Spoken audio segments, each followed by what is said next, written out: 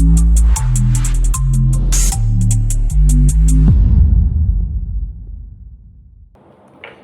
એક યુવકની માથાના ભાગે બોથડ પદાર્થ અને તીક્ષ્ણ હથિયારના ઘા ઝીકીને હત્યા કરવામાં આવી હતી। આ અંગે પોલીસે તપાસ હાથ ધરી હતી, જેમાં પ્રશાંત અને પ્રદીપે પ્રેમિકાના પતિનું કાસળ કાઢી નાખ્યા હોવાનું સામે આવ્યું હતું।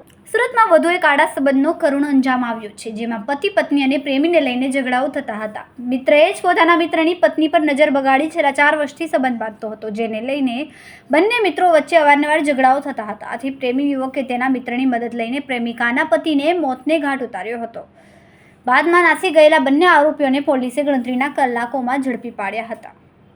ભેસ્તાનમાં એક યુવકની માથાના ભાગે બોથડ પદાર્થ અને તીક્ષ્ણ હથિયારના ઘા ઝીકીને હત્યા કરવામાં આવી હતી। આ અંગે પોલીસ તપાસ હાથ ધરી હતી, જેમાં પ્રશાંત અને પ્રદીપે પ્રેમિકાના પતિનું કાસળ કાઢી નાખ્યાનું સામે આવ્યું। માથામાં લાકડાનો ફટકો મારીને રાહુલને હત્યા કરી નાખવામાં આવી હતી। છેલ્લા 4 વર્ષથી પ્રશાંતને તેના મિત્ર રાહુલની પત્ની સાથે જ પ્રેમ હતો। પ્રશાંત અને પ્રદીપ મિત્ર રાહુલને બહાર લઈ ગયા હતા, જ્યાં સાંજના સમયે પ્રશાંત અને પ્રદીપે રાહુલને માથામાં ફટકો મારીને હત્યા કરી હતી। હત્યા કરી પ્રશાંત અને પ્રદીપ નાસી છૂટ્યા હતા। જોકે પોલીસે બંનેની ધરપકડ કરીને કાયદેસરની કાર્યવાહી હાથ ધરી છે। કેમેરામેન સેનિલ વિરાણી સાથે વિશાલ છેઠા, માનવ પ્રભા ન્યૂઝ, સુરત। ગઈકાલ 8/7/2024ના આશરે રાત્રે 10 વાગ્યાની આસપાસ ભેસ્તાન પોલીસ સ્ટેશનમાં એક ટેલિફોનથી એક જાણ કરવામાં આવેલી હતી કે ભાણોદરા ગામની સીમમાં ઇકલેરા તરફ એક સિંગલ પટ્ટી રોડ જાય છે, એ રોડની બાજુમાં એક ડેડ બોડી પડેલી છે અને જે લુહાણ હાલતમાં પડેલી છે।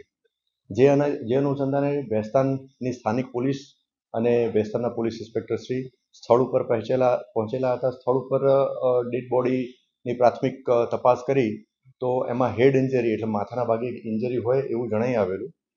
આસપાસ થોડી તપાસ કરી તો એને બીજી પણ ઇન્જરીઓ અને બ્લડ નીકળેલું હતું, જેથી એની ડેડ બોડીને આઈડેન્ટિફાઈ કરવા માટે સ્થાનિક લેવલે પ્રયત્ન કર્યા અને ખૂબ જ ઝડપથી આ ડેડ બોડી આઈડેન્ટિફાઈ થઈ ગઈ અને એ જે ભોગ બનનાર હતા એ રાહુલ દિલીપભાઈ પાટીલ કરીને જણાઈ આવ્યું। એના ઉપરથી થોડી આગળ તપાસ હાથ ધરતા એના સગા સંબંધી એટલે કે એની પત્ની અને એના ભાઈ એની તપાસ કરતા મળી આવેલા અને એ એના પત્ની અને એના ભાઈની લાવી અને પૂછપરછ કરતા આ સંબંધે 2 આરોપીઓએ આનું જે ભોગ બનનાર જે છે રાહુલ પાટીલ એનું મર્ડર કરેલાનું ડિસ્ક્લોઝ થતાં આ અનુસંધાને ભેસ્તાન પોલીસ સ્ટેશનમાં એક મર્ડરનો ગુનો દાખલ કરવામાં આવ્યો। આ ગુનાના જે ફરિયાદી જે છે એ ભોગ બનનાર રાહુલ પાટીલના મોટાભાઈ ગણેશભાઈ દિલીપભાઈ પાટીલ છે અને આ ગુનો દાખલ થયા બાદ ભેસ્તાન પોલીસે તાત્કાલિક તપાસ હાથ ધરી અને બંને આરોપીઓ જે છે એ મળી આવતા તેઓને લાવી અને એની પ્રાથમિક પૂછપરછ કરતા તેઓએ ગુનો કરેલાની કબૂલાત કરેલ છે, જેથી હાલમાં ગુના સંબંધે બંને આરોપીઓની પ્રાથમિક પૂછપરછ ચાલુ છે અને પૂછપરછના અંતે તેઓને એરેસ્ટ કરી અને આગળની કાયદેસર કાર્યવાહી હાથ ધરવામાં આવનાર છે। આ બંને આરોપીઓના નામ આપને જણાવું તો એક આરોપી પ્રશાંત હીરામણ શિંદે, એની ઉંમર 25 વર્ષ છે અને એ નીલગિરી લિંબાયત વિસ્તારનો રહેવાસી છે અને બીજો આરોપી જે છે પ્રદીપ કૈલાસભાઈ પાટીલ, એની ઉંમર વર્ષ 26 છે। એ મૂળ જલગાંવ મહારાષ્ટ્રનો છે પણ હાલમાં કતારગામ વિસ્તારમાં રહે છે।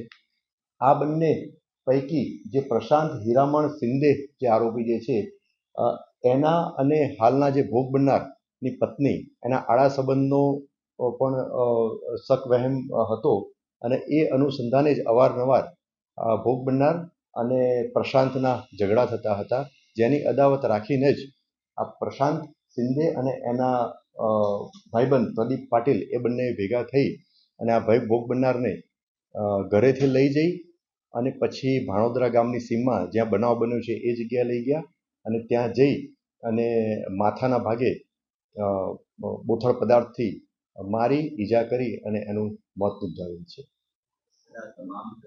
અમારા વિડીયોની નવી અપડેટ મેળવવા માટે સબસ્ક્રાઇબ કરો માનવ પ્રભા ન્યૂઝ ચેનલને, બેલ આઇકન ક્લિક કરો લેટેસ્ટ વિડીયો સૌથી પહેલા મેળવવા માટે।